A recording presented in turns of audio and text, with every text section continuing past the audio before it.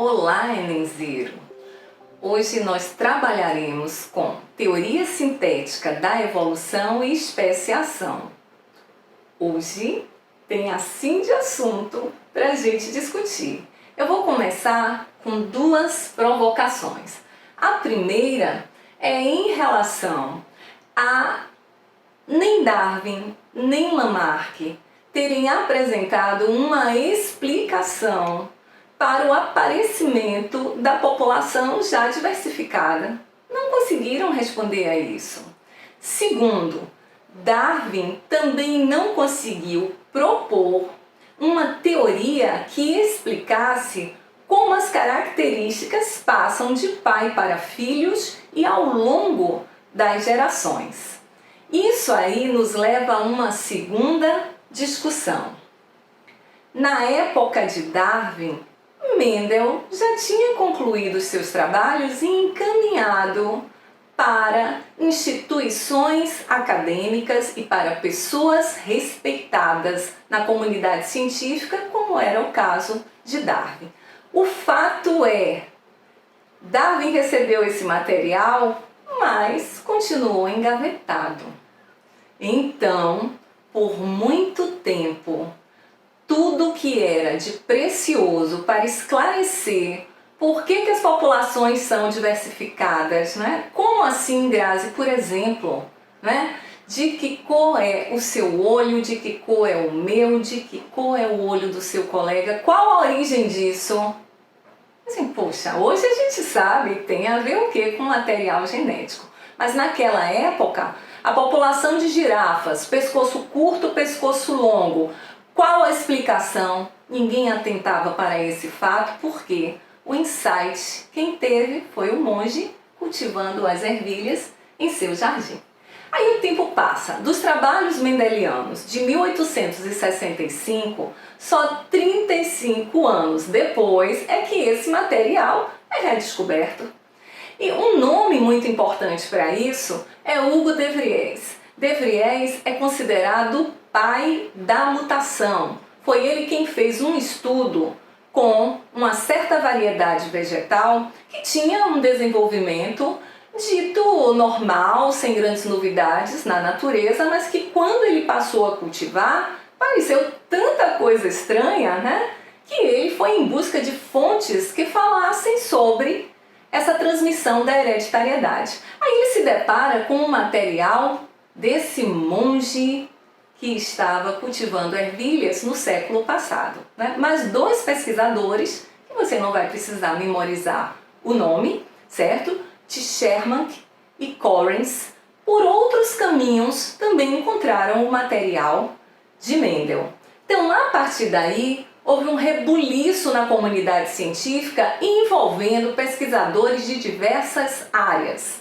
Fisher era estatístico, o Wright trabalhava com genética de populações, Haldane conhecemos de origem da vida, Stebbins, um botânico que estava em busca também de entender a hereditariedade, Simpson, paleontólogo. E aí tem dois nomes que merecem destaque para o Enem. Mayr, que traz o conceito de espécie para grupos que se reproduzem de forma sexuada, né? Ficaria o conceito mais ou menos assim: toda a população apresenta capacidade intercruzante, ou seja, o que é população? Conjunto de indivíduos da mesma espécie que coexistem, vivem no mesmo local durante a mesma época. Se eles têm capacidade intercruzante, é porque eles formam descendentes férteis. É esse conceito que a gente ainda usa e que o Enem e o vestibular também cobram. O outro nome, Dobzhansky. Dobzhansky foi o grande divulgador da teoria sintética da evolução, mas percebam que essa teoria tem vários pais. Isso perdurou entre as décadas de 30 e 40. E a partir daí, as discussões foram centradas em se estabelecer o que a gente pode aproveitar do darwinismo e dos trabalhos mendelianos. Então, fazendo-se essa associação, seleção natural que nós conhecemos lá dos trabalhos de Darwin com a seleção positiva daqueles chamados de mais aptos na população, experimentos mendelianos trazendo uma explicação realmente plausível para que ficasse fácil compreender como se dá a transmissão das características hereditárias. Então, fazendo-se a associação entre essas duas teorias, a síntese, teoria sintética da evolução. Mas, muitas vezes, o Enem se refere como neodarwinismo. O termo não é apropriado, ele não é utilizado no nível superior, mas a gente está discutindo aqui como é que a questão cai, não é? Então pode anotar aí no seu caderno que também é chamada de neodarwinismo. Bom, o que é que exatamente essa teoria considera, Grazi? Primeiro traz dois aspectos lá do darwinismo. A unidade que evolui é a população. Darwin já afirmava isso. Segundo aspecto, a seleção natural não foi eliminada. Ela é fator evolutivo, sim. E aí, mais uma indagação. Cadê a novidade? A novidade é que a seleção natural não é fator único. Existe aí, de suma importância, a discussão em relação ao aparecimento das características. Como é que surge a diversidade na população? Então, vou dividir esses fatores evolutivos em dois grupos. Primeiro grupo, chamando atenção para aqueles que aumentam a variabilidade genética na população, certo? Então, vamos considerar um grupo humano, como tem estudo de genética de populações comprovando isso, grupo indígena, em que toda a população era do grupo sanguíneo O. Após algumas visitas de pessoas que não eram indígenas, grupos estudando ali no local, uma índiazinha deu à luz uma criança do grupo sanguíneo A. Como surgiu a característica? Bom, sem sombra de dúvidas, não foi por mutação, porque a mutação traz a novidade. Mas como surgiu a anemia falciforme? A anemia falciforme surgiu por mutação lá na África. E como é que ela chegou ao Brasil? Ela chegou através dos navios negreiros, naquela época da colonização. Então eu citei agora dois fatores. Primeiro fator, mutação. Qualquer alteração no material genético é reconhecida como mutação. Não necessariamente a mutação é dirigida para a evolução. Ela pode até ser desvantajosa para o seu portador. Quando eu me referi à chegada de escravos portando a informação genética para a anemia falciforme, eu não fiz referência a fatores que vão aumentar a variabilidade genética, porque já existia essa característica. Eles vão atuar, na verdade, sobre uma variabilidade genética já existente. Então, o gene é trazido, ele não surge nesse local. Recombinação genética também amplia a variabilidade genética da população. Vocês vão estudar isso nas aulas de divisão celular, é o chamado crossing over, processo de troca de alelos entre cromossomos que são homólogos, lá na divisão meiótica. Deriva genética é um processo evolutivo neodarwinista no qual a frequência dos alelos em uma população sofre alteração devido ao acaso. Não é porque houve a eliminação ou a seleção positiva de determinados grupos. Não. Muitas vezes, os organismos de uma população estão em um local errado na hora errada.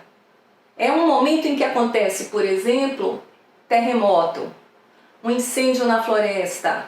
É um momento em que acontece uma tsunami. Então, toda vez que há essa variação da frequência do alelo na população em função do acaso, não importando se isso teve a participação do homem ou não, isso vai ser a deriva genética. A seleção natural, a gente já sabe, é fator darwinista.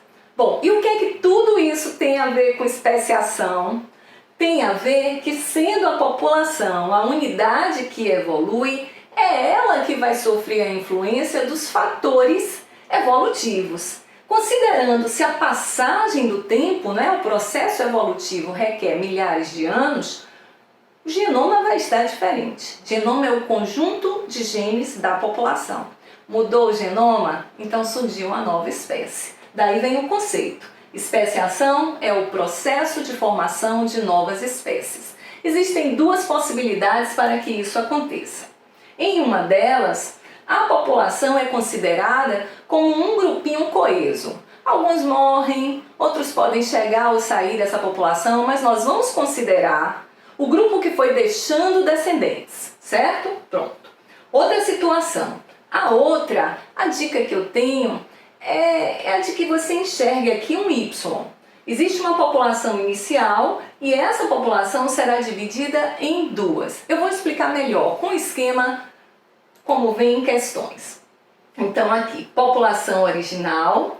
Essa população vai sofrendo os fatores evolutivos, mutação, recombinação genética, enfim. Todos os fatores acontecem, o tempo vai passando. O que vai ser verificado? Que no final, a população é outra, né? Milhares de anos depois, o que aconteceu? Pelo esquema, ó, Ana, né? De baixo para cima, gênese, origem. Houve um processo de especiação através de anagênese. A outra possibilidade, a população inicial é dividida em dois clados, né? Em dois grupos. Por quê? Porque houve o aparecimento de uma barreira geográfica. Isso pode ser o aparecimento do rio, né? Tem artigos muito interessantes falando sobre especiação na região do Rio São Francisco, devido ao aparecimento do rio.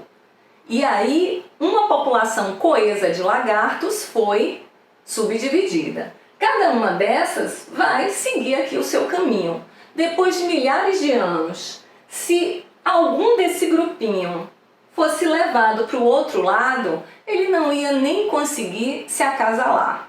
Até porque o comportamento para o acasalamento, a corte, nem seria reconhecido como um convite para esse ato. Então essa seria a prova de que indivíduos que pertencem à mesma população apresentam potencial intercruzante, assim como Mair citou. Então, qual a dica final? A especiação ocorre sob condições diversas, mas geralmente o motivo é o isolamento geográfico. Por consequência, vem o isolamento reprodutivo.